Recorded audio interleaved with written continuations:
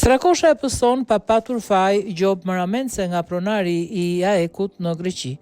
AEK i Athinës u trondit nga OFI Kreta në Greqi. Këto të fundit fituan 0-1 duke i eliminuar në çerek finale në kupës. Në Greqi raportohet se pronari i AEK-ut ka vendosur për Gjobën Maramense 400.000 euro pas eliminimit surpriz. Kjo gjop nuk do të aplikohet nëse AEK fiton 3 ndeshje të radhës me Panathinaikos, Asteras dhe Olympiakos, mision që duket mjaft i vështirë për shkak të emrave. Në rast se fitoret nuk vinë, një pjesë e gjopës do të shkojë për amatorët e AEK dhe pjesa tjetër për bamirësi. Strakosha e pëson kështu pa pasur faj, mund të thuhet. Kjo pasi ishte lënë pushim nga trajneri i AEK, kështu e pa ndeshjen me OFI Kreton nga Stoli.